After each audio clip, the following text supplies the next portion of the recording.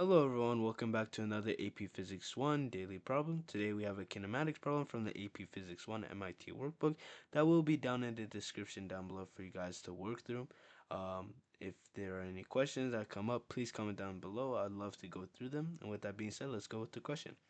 It says, a student is testing the kinematics equation for uniform accelerated motion by measuring the time it takes for a lightweight plastic ball to fall to the floor from a height of 3 meters in the lab. The student predicts that the time to fall using g as 9.8 meters per second squared, but finds the measured time to be 35% greater. Which of the following is most likely cause of the large percent error? So in this problem, we're not doing any calculations. We're just trying to find out why this person's measured time is 35% greater. So just looking at our answer choices, we can already see that there are some big no-nos. Here, choice A says the acceleration to the gravity is 70% greater than 9.8 meters per second squared at this location.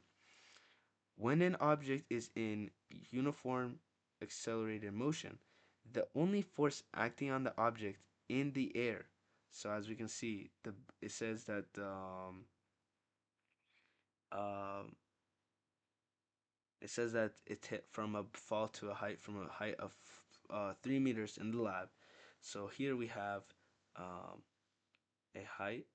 Um, I'm sorry, I don't think this image has anything to do with this problem, so please ignore that. But let's say we have a height of 3 meters, right?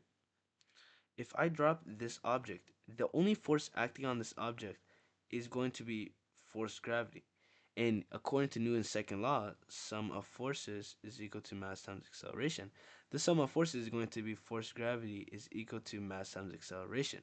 And that means that the force gravity is going to be what affects the acceleration. And the force gravity is constant on Earth because that's the gravitation constant on Earth. It doesn't change on Monday and Tuesday.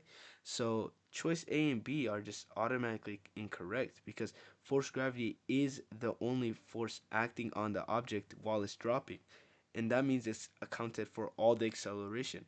The only thing that changes the time should be the height. As our one of our earlier problems, the height will change, but no matter what, you can drop an object from 5 meters here, just free fall, and then an object traveling with the initial velocity in the horizontal.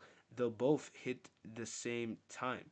Maybe not the same distance, but the time is going to be the same. So time here is going to be the same as time here. That is just true because the acceleration is based off the force gravity. It doesn't change. So knowing that, we can go ahead and cancel choice A and choice B because these are both incorrect. And that leads us to choice C. Air resistance increases the downward acceleration.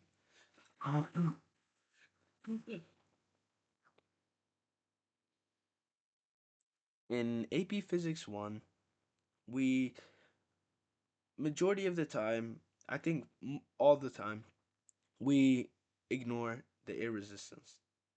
But in this question, it's asking us about air resistance. And you can just look at the name air resistance and assume what it does. Air resistance is the air trying to resist the object from continuing to go downwards.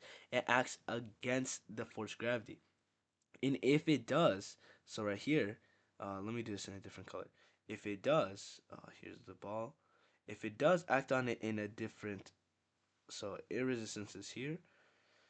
If it's acting in the against the force gravity, we know that this is going to be positive since it's going downwards in the motion, and this is going to be negative. And since it's going to be negative, that means that as time goes on, the air resistance is going to actually decrease the downward acceleration because according to Newton's second law, it would be sum of forces is equal to mass times acceleration. Our mass is the same, our acceleration is the same, but our force is going to be force gravity minus air resistance now. And with this air resistance acting on it, it's going to decrease because air resistance is going to increase until we get to our terminal velocity, which is something you do not have to worry about in AP Physics 1.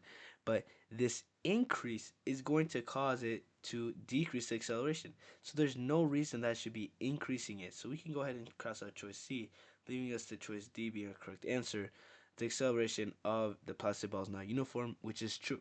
Because we said at the beginning, a student is testing the kinematics equation for uniformly accelerated motion. Meaning, if your object is not uniformly accelerated, or it's just not uniform, it's not going to be able to keep up with these equations. It's not going to be able to be proven true. So that is the only possible error in these answer choices. Now, I'm not saying that's the only thing that could have caused it, but out of these answer choices, that is the best option. I hope you guys enjoyed the video. Please comment down anything you didn't understand, needed more help on, and I hope you guys enjoyed the video. Remember to continue your prep, and remember to enjoy life.